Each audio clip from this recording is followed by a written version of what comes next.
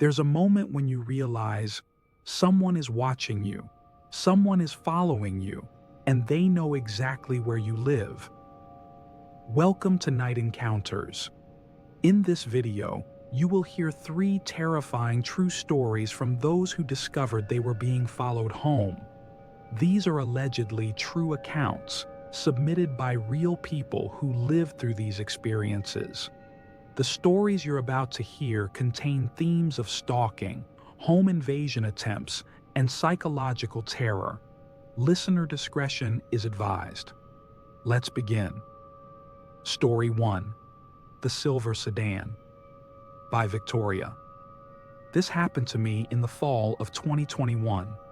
I was 26 years old, working as a nurse at a hospital about 30 minutes from my apartment. I worked the evening shift, which meant I usually got off around 11 p.m., sometimes later if we were short-staffed. I want to start by saying I've always been careful. I'm a woman who lives alone, and I've always been aware of my surroundings. I park under lights. I check my back seat before getting in my car. I keep my doors locked. I thought I was doing everything right. It was a Tuesday night in October. I remember because it had just started getting dark earlier, and there was this chill in the air that made everything feel heavier somehow. I'd had a long shift, 12 hours. My feet hurt. I was exhausted, and all I wanted was to get home, take a hot shower, and collapse into bed. I walked out to the parking garage around 11:30 p.m. The hospital parking garage is one of those multi-level concrete structures, and my car was on the 3rd floor. I always parked in the same general area, under one of the fluorescent lights that actually worked. As I approached my car, I did my usual check, looked in the back seat through the window. Nothing. Unlocked the door, got in quickly, locked the doors immediately. I started the engine and sat there for a moment, letting the heat kick in. That's when I noticed it. A silver sedan, 4 cars down from mine. I wouldn't have thought anything of it except the engine was running. I could see the exhaust coming from the tailpipe, illuminated by the parking garage lights, and the headlights were off. I felt this little twinge of unease in my stomach, but I pushed it aside. Maybe someone was on their phone. Maybe they were waiting for someone. It wasn't my business. I pulled out of my parking spot and headed down the ramp to exit the garage. The silver sedan pulled out behind me. Still, I didn't think much of it. We both worked at the hospital, probably. We were both leaving at the same time. It made sense. I exited the garage, paid at the automated gate, and turned right onto the main road. The silver sedan turned right behind me. The hospital is in a suburban area, not quite city, not quite rural.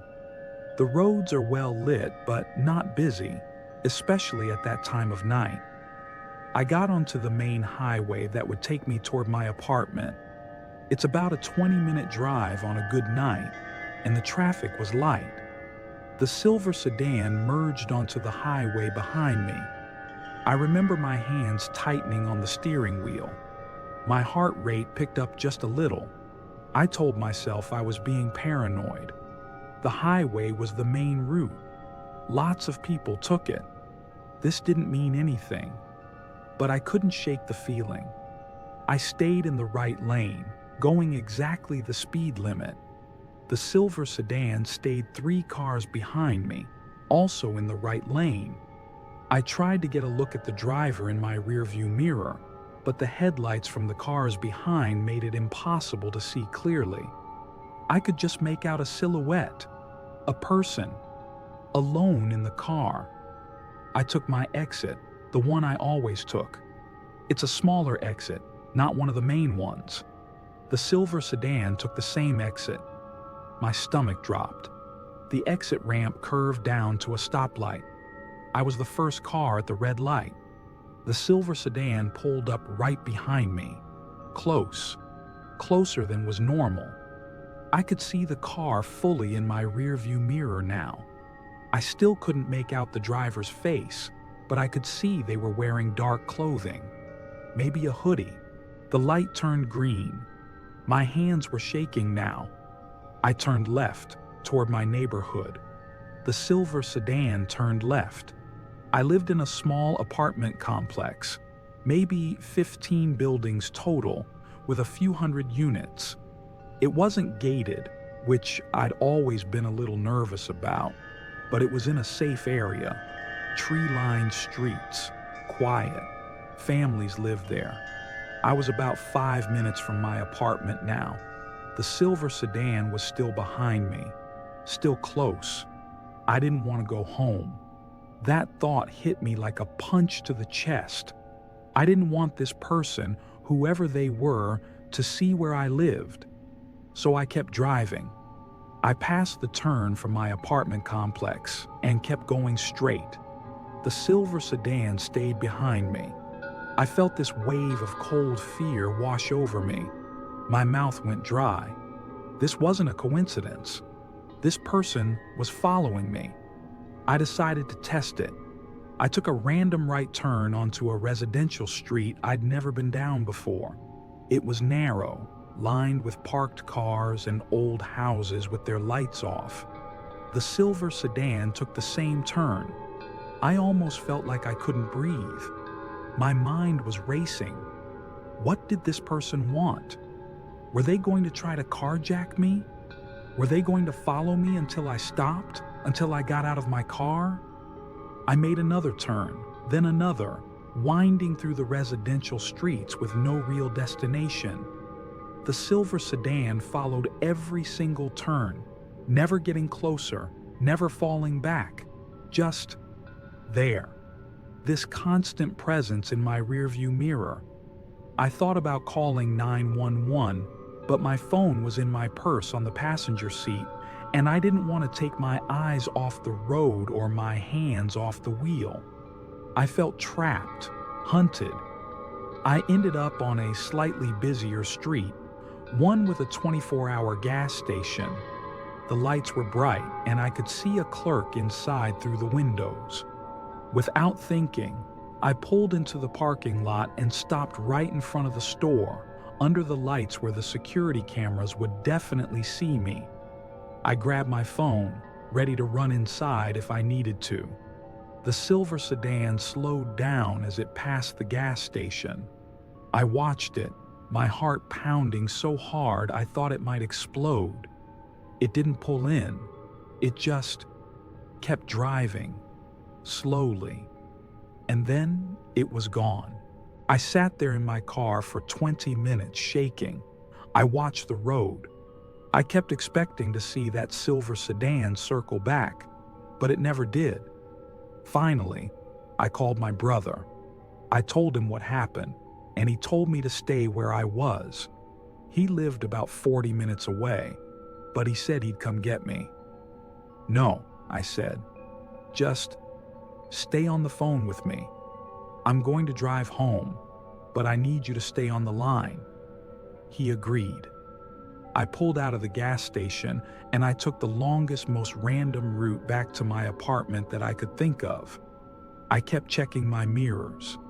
I didn't see the Silver Sedan again. When I finally got to my apartment complex, I circled the parking lot twice, looking for that car. It wasn't there. I parked as close to my building's entrance as I could, right under a light, and I sprinted from my car to my door. I've never moved so fast in my life. Inside, I locked the door, checked every window, closed all the blinds. I didn't sleep that night. I kept getting up to look out the window, convinced I'd see that Silver Sedan in the parking lot. The next morning, I called the non-emergency police line and filed a report. I gave them the description of the car. I didn't have a license plate number. I'd been too scared to think to look, but I gave them everything I could remember. The officer I spoke to was kind, but I could tell they didn't think much would come of it. Without a plate or a clear description of the driver, he said, there's not much we can do. But we'll keep an eye out. That wasn't comforting. For the next 2 weeks, I was paranoid. I checked my mirrors constantly. I varied my route home every single night. I started leaving work at different times when I could, and I always called someone to stay on the phone with me during the drive. I bought pepper spray and kept it in my cup holder. I never saw that silver sedan again. But here's the thing that still haunts me. About a month after it happened, I was talking to a coworker in the break room. We were discussing safety, and I mentioned what had happened to me. She went pale. She told me that 3 months before my incident, another nurse at our hospital had reported being followed home by a silver sedan. She'd also lost the car at a gas station. And then, 2 months after my experience, it happened to someone else. A woman who worked in the billing department. Same car, same method. Followed from the hospital parking garage. The police never found who it was. As far as I know, they still haven't. I don't work at that hospital anymore. I transferred to a different location, one closer to my apartment, and I moved to a gated complex. I still check my mirrors obsessively. I still vary my routes. And sometimes, late at night, I think about that silver sedan. I think about the person inside it, their face hidden in shadow. I think about how close they were, how they knew exactly where I was going. I think about what might have happened if I'd gone straight home that night. I don't know what they wanted. I don't know if it was random or if I was specifically targeted. And honestly, I don't want to know. Some questions are better left unanswered. Story 2. The Man from the Grocery Store. By Michael. I need to tell you about something that happened to me 2 years ago, in the spring of 2023. I'm a 32-year-old guy, and I live alone in a small one-bedroom apartment in a mid-sized city. I'm telling you this because I think people assume this kind of thing only happens to women. It doesn't. It was a Saturday afternoon, around 4 p.m. I'd decided to walk to the grocery store a few blocks from my apartment to pick up some things for dinner.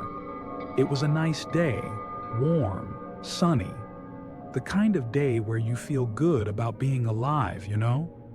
The grocery store was moderately busy. Families, couples, people doing their weekend shopping. I grabbed a basket and started walking through the aisles. I wasn't in a hurry. I was just taking my time, picking out vegetables, debating which pasta sauce to get.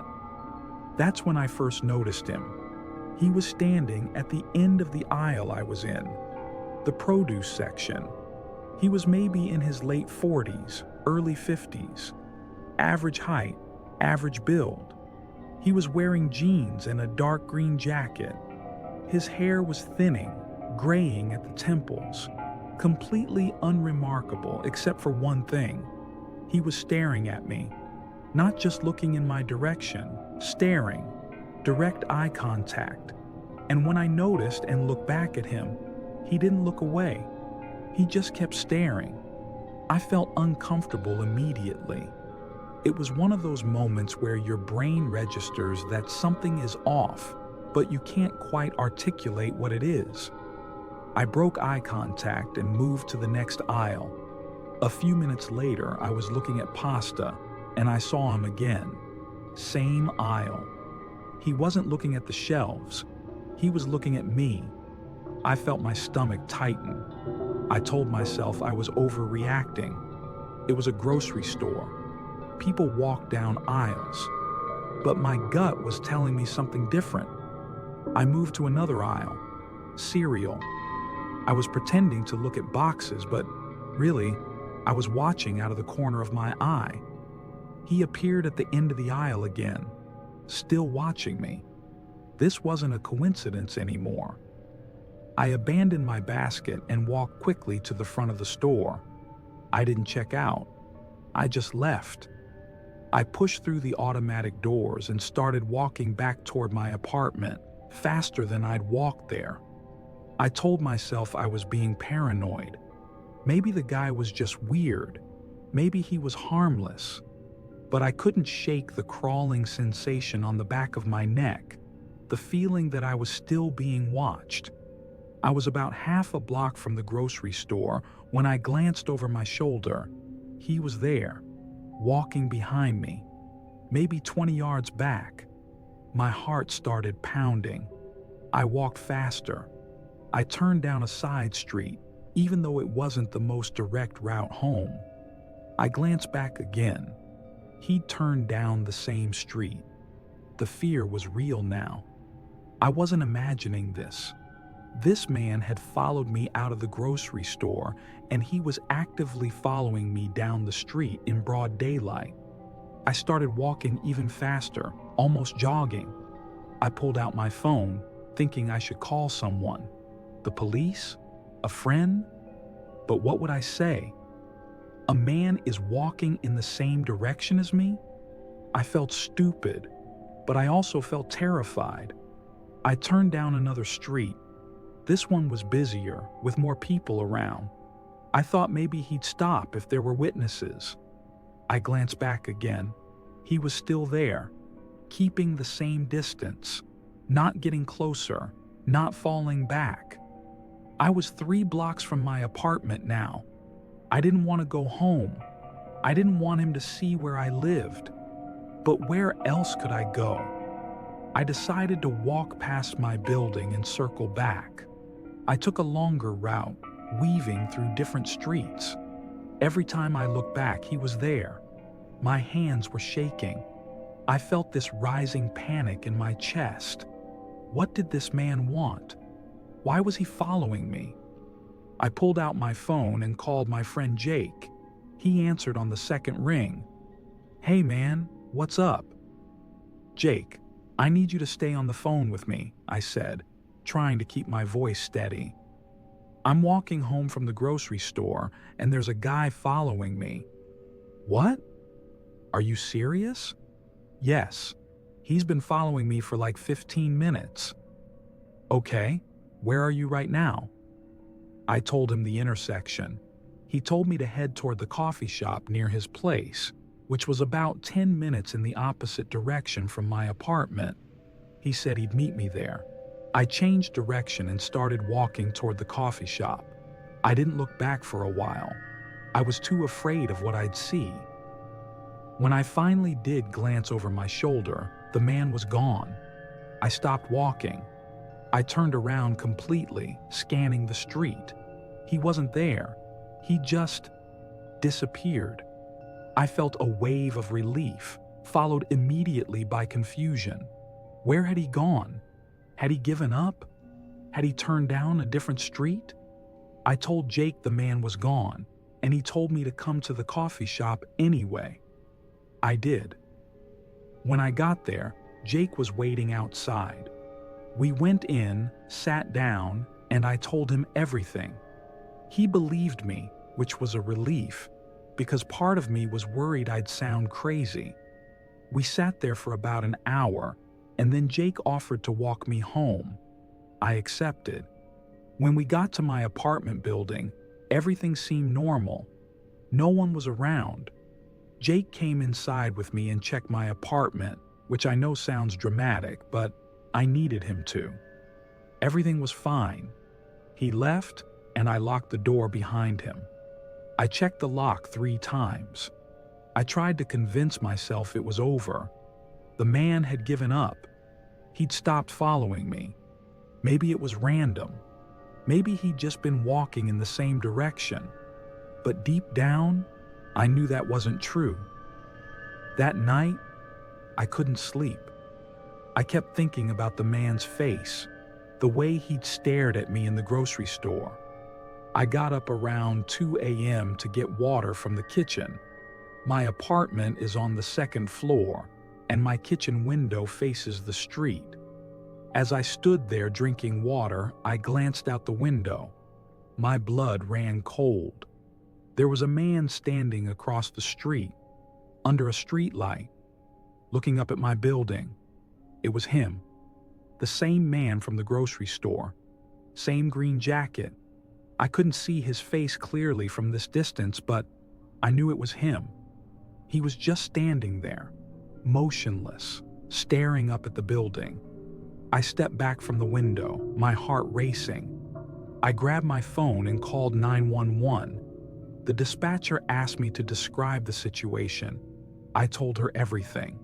She said she'd send an officer to check it out, and she told me to stay inside and away from the windows. I went to my bedroom, which faces the back of the building, and I waited. I could hear my own heartbeat in my ears. Every creak of the building made me jump. About 15 minutes later, there was a knock on my door. I looked through the peephole. It was a police officer. I opened the door. "Are you Michael?" the officer asked. "Yes."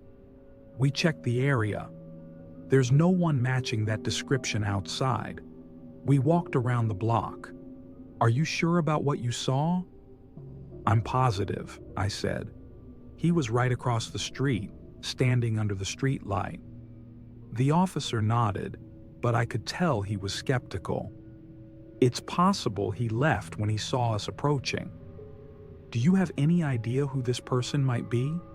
An ex-partner? A coworker?" "No," I said. "I've never seen him before today." He took down my information and told me to call again if I saw the man return. Then he left. I didn't sleep at all that night. I sat in my bedroom with a chair propped against the door, even though I knew that was irrational. My apartment door was locked, but I didn't feel safe. The next morning, I went outside to check the spot where the man had been standing. I don't know what I was looking for. Evidence, I guess. Proof that I hadn't imagined it. There was nothing there, just the sidewalk and the street light. But as I was turning to go back inside, I noticed something. On the ground, right under the street light, there was a cigarette butt.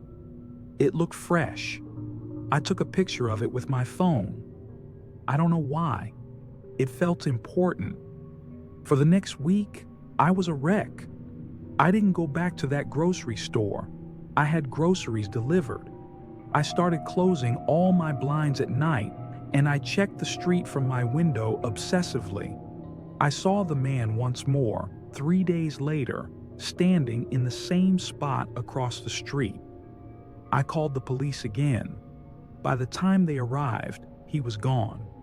The officer who responded, it was a different one this time, told me they couldn't do much without more information. They suggested I install a security camera, which I did. I pointed it at the street.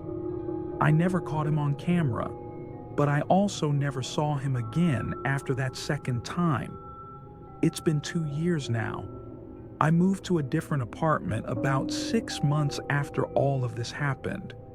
I needed a fresh start, a place where I didn't feel like I was being watched, but I still think about him sometimes. The man from the grocery store. I think about how he followed me home in broad daylight, how he found out where I lived, how he stood outside my building in the middle of the night. I never found out who he was or what he wanted from me. The police never identified him. And that's what scares me the most. He's still out there, and I have no idea if he's moved on or if he's just waiting. Story 3: The Wrong Apartment, by Lisa. This story takes place in January of 2022.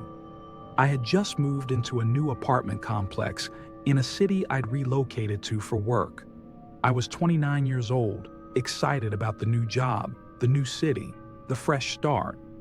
The apartment was in a nice area, relatively new building, with a coded entry system and security cameras in the hallways. I felt safe there.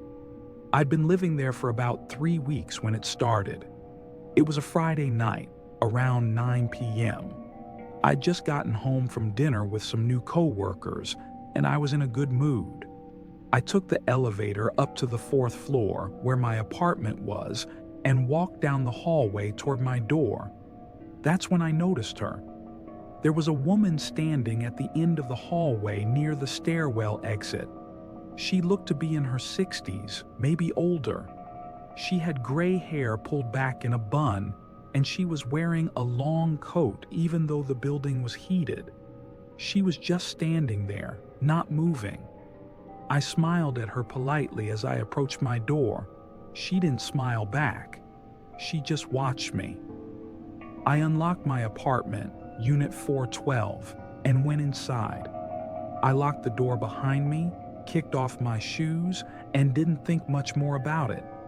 Maybe she was visiting someone. Maybe she was lost. About 20 minutes later, I heard something that made me pause. It was a knocking sound, but it wasn't at my door. It sounded like it was coming from down the hallway. 3 slow, deliberate knocks, then nothing. A few seconds later, I heard it again. 3 more knocks. A little closer this time, maybe. I walked to my door and looked through the peephole. The hallway was empty. The knocking had stopped. I went back to the couch and turned on the TV, trying to shake off the weird feeling creeping up my spine. About 10 minutes later, there was a knock at my door. 3 slow, deliberate knocks. I jumped. My heart was suddenly pounding. I stood up and walked to the door, looking through the peephole again. It was the woman from the hallway, the older woman in the long coat. She was standing directly in front of my door, staring at the peephole, almost like she knew I was looking at her. I didn't open the door. Instead, I called out, "Can I help you?" She didn't say anything. She just stood there.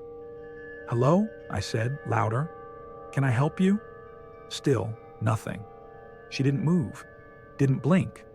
I stepped back from the door, my hands shaking. Something was extremely off about this. After a few more seconds, I heard footsteps, slow footsteps, moving away from my door. I looked through the peephole again. She was walking down the hallway, back toward the stairwell. Then she was gone. I didn't sleep well that night. I kept thinking about the way she'd stared at the peephole, the way she hadn't said a word. The next morning, I mentioned it to my neighbor across the hall, a woman in her 30s named Rachel. I asked if she'd seen the older woman in the long coat. "No," Rachel said, frowning. "I haven't seen anyone like that. But honestly, I'm not home much. Maybe she was visiting someone." "Maybe," I said, but I didn't believe it. That night, Saturday night, I was home alone again. It was around 10 p.m., and I was reading in bed when I heard it. The knocking. 3 slow, deliberate knocks. It was at my door again. I felt my stomach drop. I got out of bed and walked to the door as quietly as I could. I looked through the peephole. It was her again. The same woman, same coat, same expressionless face, standing directly in front of my door. "What do you want?" I called out, my voice shakier than I wanted it to be. She didn't respond. She just stood there staring at the door. I pulled out my phone and called the building's security line. It rang 4 times before someone picked up. "Hi, this is Lisa in Unit 412, I said. "There's a woman standing outside my door and she's been knocking, but she won't say what she wants. Can you send someone up?"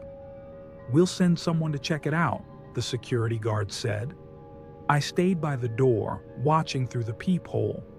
The woman didn't move. She just kept standing there. After what felt like an eternity, probably only 5 minutes, I saw a security guard appear at the end of the hallway. He approached the woman and said something to her. I couldn't hear what he said, but I saw her turn and look at him. They spoke for a moment, and then she walked away with him, back toward the elevator. I waited a few minutes, then opened my door and stepped out into the hallway. The security guard was coming back. "Is everything okay?" I asked. "Yeah," he said. "She said she was looking for her daughter's apartment. She got confused. I escorted her out of the building." "Her daughter's apartment?" I repeated. "Did she say which unit?" "She didn't give me a unit number," he said, "but she seemed disoriented. Might be dealing with some memory issues.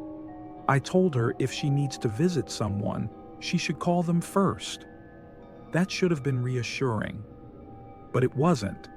Something about the way the guard described her didn't match what I'd seen. She hadn't seemed disoriented. She'd seemed focused, intentional. The knocking stopped for a few days after that. I started to relax. Maybe it really had been a confused elderly woman. Maybe I'd overreacted. But then, on Wednesday night, it happened again. I was brushing my teeth before bed when I heard them. 3 slow, deliberate knocks. I felt the fear rush back immediately. I walked to the door and looked through the peephole. She was there again. Same woman, same coat, staring at the door. "You need to leave," I called out, my voice firm. "I'm calling security." She didn't move, didn't react at all. I called security again. This time, a different guard answered. I explained the situation, and he said he'd come up immediately. I watched through the peephole as the guard arrived. He approached the woman and spoke to her. This time, I could see his body language change. He seemed more assertive, more direct. He gestured toward the elevator, and after a moment, she followed him. After they were gone, I waited a few minutes, then opened my door. The guard was coming back down the hallway. "Did you find out who she is?" I asked. "She gave me a name this time," he said. "Said her name is Margaret. She claims her daughter lives in this building, but she couldn't tell me which unit. I asked her to leave and told her she's not allowed back without a resident escorting her." "Okay," I said. "Thank you." But I didn't feel better. Margaret. The name echoed in my head. That night, I couldn't sleep.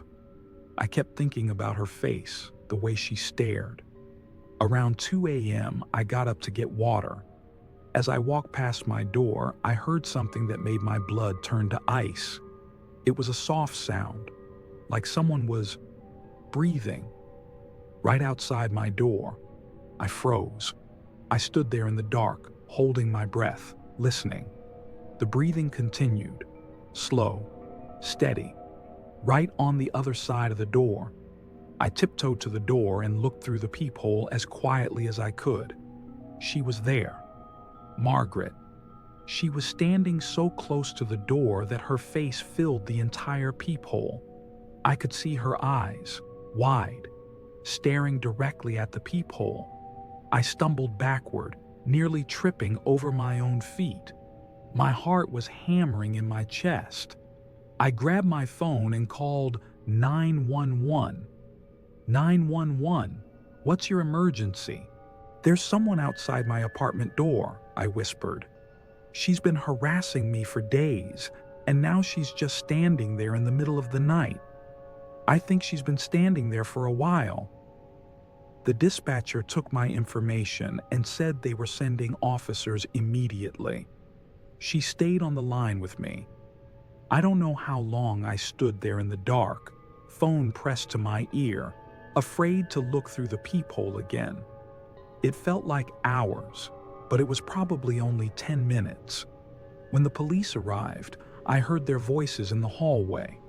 There was a commotion, and then a knock on my door. "Miss Kay?" "This is the police. It's safe to open the door." I opened it. There were 2 officers standing there. Margaret was nowhere to be seen. "She was here," I said immediately. "She was standing right outside my door." "We know," one of the officers said. "We took her downstairs. We need to ask you some questions." They came inside and I told them everything.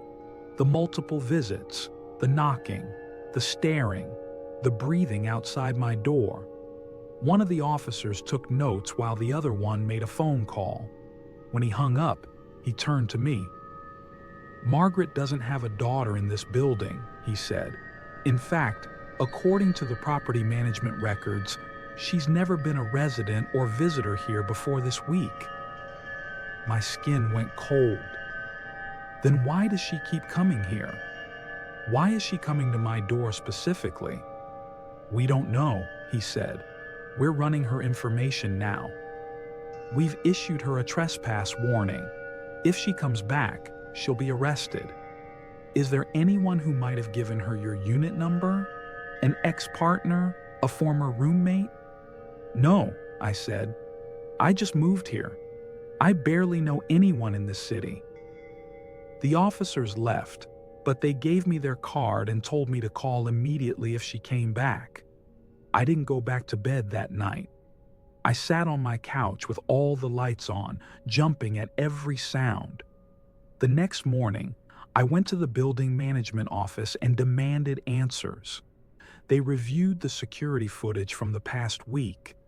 Margaret had been entering the building by waiting until a resident opened the door, then slipping in behind them. She'd been coming to the building almost every night, and every single time she went directly to my door, Unit 412. She never knocked on any other doors, just mine. The building manager was apologetic and assured me they'd increase security. They also offered to let me break my lease without penalty if I wanted to move. I took them up on it. I moved out 2 weeks later. I never saw Margaret again, and the police never contacted me with any updates. But here's what still haunts me. Before I moved out, I was talking to Rachel, my neighbor across the hall. I mentioned the name Margaret, and her face went pale. "Wait," she said. "Margaret? An older woman with gray hair?" "Yes," I said. "Why?" Rachel hesitated. "This is going to sound insane, but the woman who lived in your apartment before you? Her name was Margaret." My stomach dropped. "What?" "Yeah," Rachel said. "She was in her 60s, I think. Gray hair. She lived there for years. But she moved out suddenly, like a month before you moved in. I never found out why. I felt like I couldn't breathe." "Do you remember what she looked like?" Rachel pulled out her phone and scrolled through her photos. "I think I have a picture from a building holiday party last year." She turned the phone toward me. It was her. The woman who'd been knocking on my door. The woman who'd been standing outside in the middle of the night. It was Margaret. And she hadn't been looking for her daughter. She'd been trying to get back into her apartment. My apartment. I never found out why she'd left or why she was so desperate to return. The police couldn't locate her after I moved out. It's like she vanished. But sometimes, late at night, I think about her standing in that hallway, staring at the door to what used to be her home. I think about the look in her eyes, and I wonder what she would have done if I'd opened the door. Home is supposed to be a place of safety, a place where you can lock the door and shut out the world. But sometimes the world follows you, and sometimes it finds a way in. These stories remind us that danger doesn't always announce itself with violence or noise. Sometimes it's quiet, persistent, patient. If you have a true original story you'd like to submit to be featured in a future video, please email us at nightencounterstories@gmail.com. We read every submission. Thank you for listening to Night Encounters. Stay safe out there.